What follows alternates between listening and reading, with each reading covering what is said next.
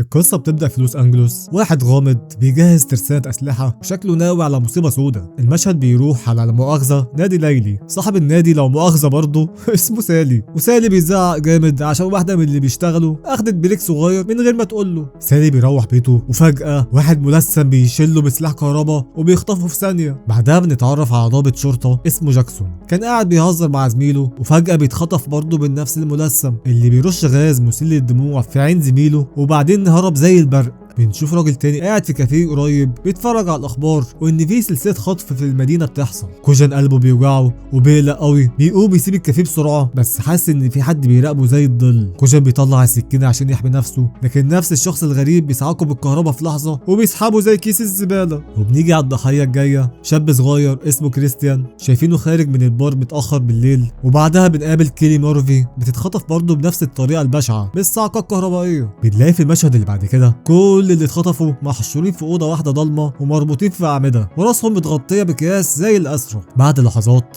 شخص ملثم بيدخل بيولع النور وبيشيل الاكياس واللزق من بقهم واحد واحد بروقان، وبيتضح ان في 9 مخطوفين في الاوضه، وبنلاقي من ضمنهم ناس جديده زي ليون وكاهن اسمه الاب فرانسيس وست صينيه اسمها شان، وشان مش بتتكلم انجليزي خالص. كل الضحايا اللي في الاوضه محتارين هم موجودين هنا ليه، وبيسبوا ويلعنوا في الملثم، بس الخاطف بهدوء غريب بيبلغهم ان هم اتجابوا هنا لسبب معين وعليهم هم اللي اكتشفوا السبب ده بنفسهم. الملثم بيحذرهم ان كل 10 دقايق هيرجع ويقتل واحد لو ما عرفوش الحقيقه وهم ليه هنا، لكن لو نجحوا في اكتشاف سبب وجودهم الملثم هيخلي الباقيين يعيشوا ويعترف بنفسه للشرطه بكل اللي عمله. الملثم بعدها بيرمي حته طباشير على الارض وبيشغل التايمر وبيخرج من الاوضه بهدوء. وبنلاقي فجأة ان كل اللي في الأوضة ايد واحدة من ايديهم المربوطة بتتفك، وبيبدأوا يفكروا بصوت عالي هم عملوا ايه في حياتهم عشان يستاهلوا العذاب دوت. بنلاقي ايدي بيشاور على الاب فرانسيس وبيقول يمكن هو عمل حاجه وحشه في حياته او في طفل او حاجه، بس الكاهن بيحلف انه عمره ما اذى حد في حياته. وفي اللحظه ديت كوجان بيعترف ان هو اللي اذى طفل قبل كده، وده بيخلي الباقيين بيزعقوا ويشتموه بابشع شتايم. بعدها ايدي بيلم حته طباشير وبيبدا يكتب على الحيطه زي التلميذ، والباقيين بيحاولوا يعترفوا بالمصايب اللي عملوها. كيلي بتقول انها بتشتغل مدعيه عامه وبعتت مجرمين كتير قوي السجن، ويمكن حد منهم دلوقتي عايز ينتقم منها انتقام اسود. وبعد لحظات بيتضح ان كريستيان يعرف سالي وبيفتكر انه عامل معاه صفقه من كام سنه، وبيتضح ان سالي شغال مرابي قروض شرس وكان ادى كريستيان $5000 عشان يجيب مخدرات، لكن كريستيان اتقبض عليه وهو بيبيعها وقعد 3 سنين في الحبس، بس لما خرج رجع الفلوس كلها لسالي في النهايه لانه عارف ان سمعه سالي مرعبه جدا وبيتضايق من اي حد ما بيرجعش فلوسه. وكريستيان بيوضح انه ساب السكه دي خالص وحاليا شغال بارمان وبيحاول يشوف نفسه في هوليوود.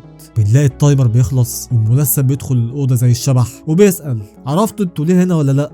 كيلي بتتوسل عشان شويه وقت زياده بس هو مش بيسمع كلامها. وبنلاقي الملثم بيقرب من كريستيان وبيهمس له بكلام في ودنه، وكريستيان المسكين مصدوم وبيقول انه مستحيل كان يعرف. وفجاه الملثم بيضربه بالنار وبيقتله بطريقه بشعه والكل بيصرخ، والخاطف بيسحب جثته بره وبيقفل الباب وبيبدا التايمر من الاول تاني. وكل المخطوفين بيبداوا يتخانقوا من بعض وان لازم يعترفوا باللي هببوه في حياتهم. كوجان بيقول انه لسه خارج من السجن بعد 5 سنين طويله وخرج قبل نهايه مدته عشان السلطات ما لقوش جثه الطفل اصلا، وكل اللي في الاوضه بيبصوا له بقرف. كيلي بتسال ليون عن قصته وهو بيعترف انه كان بيسرق مع اخوه زمان وبيبرر نفسه انه على الاقل ما قتلش حد ولا لمس اطفال. وبنلاقي ايدي بيفتح قلبه وبيحكي لهم قصته وانه كان مدير كبير في شركه تامين صحي، بيوضح انه انسان محترم وعمره ما عمل حاجه غلط في حياته. بيوضح ان شركته كانت بتعمل تجارب طبيه جديده ومن كام سنه قريبه اتشخص بسرطان القولون. ايدي بيعترف انه زور شويه اوراق عشان يساعد قريبه يتعالج، بس مش فاهم هو ليه هيتعاقب عشان بس كان بيساعد قريبه مش اكتر. باقي المحبوسين بيلاحظوا ان كيلي وجاكسون يعرفوا بعض كويس وبيطلبوا يعرفوا القصه كلها. كيلي بتعترف انهم كانوا بيحبوا بعض زمان بس مرات جاكسون قفشتهم واتطلقوا وخدت العيال ومشت وسابته. المحبوسين بيقولوا يمكن مراته القديمه هي اللي عايزه تنتقم، بس جاكسون بينفي عشان هو لسه بيبعت لها فلوس كتير كل شهر. ليون بيجي له فكره جهنميه وبيطلب من سالي اللي جنبه يضرب الكلبشات في ايده عشان يطلع ايده منها، وسالي اللي بيحب يضرب الناس اصلا من غير ما يفكر وافق وبدا يضرب جامد والخطه نجحت. ليون طلع ايده وكل المحبوسين فرحوا. جاكسون بيقول له استخبى ورا الباب ولما الملثم يدخل اضربه، بس ليون العاق بيرفض يساعد حد وشتمهم كلهم قبل ما يطلع لوحده. وفجأة بيلاقي الملثم مستنيه بره، واتاري كان بيتفرج عليهم من الكاميرا. الملثم وليون بيتعاركوا مع بعض، وليون قدر يغلبه، بيمسك مسدسه وحطه على دماغ الملثم، بس الملثم بهدوء قال له انه مخطط لكده من سنتين ومحدش هيوقفه، واتاري المسدس فاضي اصلا. ولما ليون حاول يجري، الملثم بيطلع مسدسه وبيضربه بيه. بعد لحظات المحبوسين بيتفرجوا برعب، والملثم بيسحب ليون اللي متعور وكلبشه تاني، والملثم بيسأل برضه هم ليه هنا ومنتظر اجابه منهم، بس محدش عارف يقول له ايه. ولما الملثم قرب المسدس على كوجن طلب منه يبعد الباقيين عشان الدم ما يترشش عليهم، والملثم بيهمس له بحاجه هو كمان في ودنه، وكوجن بيوافق ان السبب دوت كويس فعلا، وبيحاول يخنق الملثم، بس الملثم غلبه بسهوله وضربه في قلبه. ولما سحب جثه كوجن بره، حذر ليون ان الدور عليه جاي، والباقيين قلقهم بيزيد ولسه مش عارفين هم ليه هنا اساسا. وبيظهر شويه امل لما شان بتعرف كيلي وبدات تتكلم بالصيني، ومحدش فاهمها طبعا. شان مسكت الطباشير ورسمت حاجه على الارض وقالت بانج بانج، بتقصد ان في طلقات نار. في اللحظه ديت كيلي عرفتها اخيرا وسالتها لو اسمها نو هانج شان، والست بتاكد ان ده اسمها فعلا. وبنعرف ان من كام سنه فاتوا كيلي كانت مسؤوله عن قضيه سرقه في محل خمور بتاع شان. الست الكبيره شهدت على المجرم وانه شاب عشريناتي اسمه ويد، وكيلي بعتته السجن، بس لحد دلوقتي مش قادرين يربطوا كل الحكايه، عندهم بس السرقه واسم. وبنلاقي ان فاضل دقيقتين والملثم يجي تاني. ليو بيقرر يعترف انه كذب لما قال ما قتلش حد، وبيتضح انه قتل اخوه بعد ما اخوه غدر بيه في شغلانه بيعملوها وباع كل الاسلحه بتاعتهم بعد كده. ليو ندمان جدا وبيطلب السماح، والكاهن بيقول له اللي بيطلب المغفره هيلاقيها. ليو وهو بينزف بيفتكر كلام الخاطف وانه مخطط اللي بيحصل من سنتين، وده بينبه الجروب ان هم يحاولوا يفتكروا عملوا ايه وقتها مش قبل كده. بعد لحظات الباب اتفتح، ولما الملثم لقاهم لسه مش عارفين سبب وجودهم، بيضرب لين ويقتله وسحب الجثه بره. في وسط الفوضى والحيره، الاب فرانسيس فجاه قال انه عارف هم هنا ليه، بس مش هيقدر يقول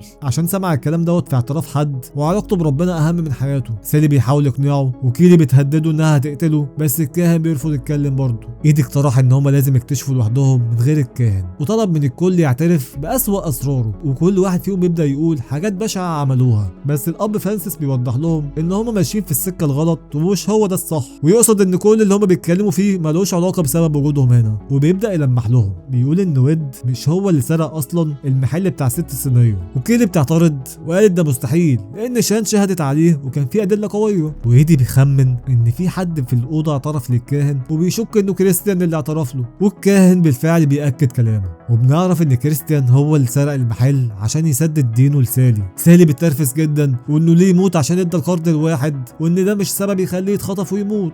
ولما ال10 دقايق خلصوا، الملثم بيدخل وسالي بدا يزعق ان هم بيتعاقبوا على حاجه هايفه زي كده وبيتحدى يواجهه، بس الملثم بيتجاهله بيقرب من ايدي. ولسه الملثم هيضرب ايدي، لكن بنلاقي الاب فرانسيس حضن ايدي بنفسه واتضرب هو بداله. الملثم بيسحب جثه الكاهن بره، وكيلي بتحاول تكلمه وحتى نادته باسم ويد.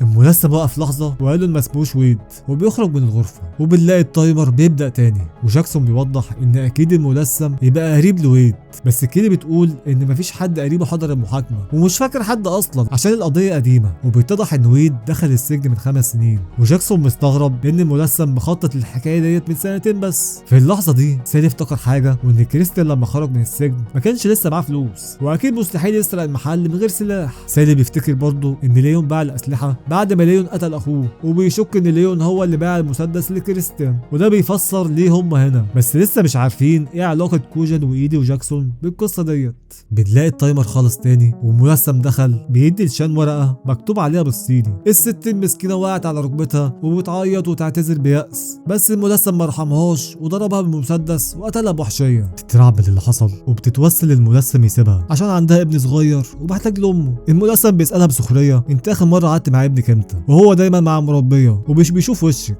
وبيفهمها ما تستخدميش ابنك حجه. الملثم بيبص لجاكسون وقال ده المفروض يضايقك انت كمان. ولما الملثم خرج، جاكسون محتار من كلام الملثم وبيسال يعني ايه الكلام دوت، وبيتضح ان جاكسون هو ابو ابن كيلي، وبيزعق جامد انها خبت عليه المعلومه ديت، وحتى شتمها انها انانيه واكيد مخبيه بلاوي كبيره، وهي اكيد عارفه هم ليه محبوسين هنا. كيلي متردده انها تتكلم وبتقول لو الخبر دوت طلع هتبقى ميته، بس في النهايه بتعترف ان ويد اتقبض عليه قريب من المحل وشكله كان يشبه جدا الوصف بتاع شان، بس هي ما كانش عندها دليل قاطع، وكانت محتاجه تعمل انتصار في المحكمه بعد ما خسرت قضايا كتير ورا بعض ومحدش كان بياخدها بجد. وعشان تحتفظ بوظيفتها بتقرر تزور القضيه وتلبسها لويد، وانها سرقت شعر من المشط بتاعه واستغلت علاقتها بجاكسون ودخلت غرفه الادله وزرعت عينه الشعر. والعامله منيله ديت خلت الولد البريء يدخل السجن. لما الباقيين سمعوا كده الكل بيتقرف منها، بس كيلي بتقول الحقيقه ديت لازم تفضل سر عشان لو طلعت هتتسجن وتخسر وظيفتها وابنها. والمحبوسين بيبداوا يخمنوا ان الملثم اكيد ابو ويد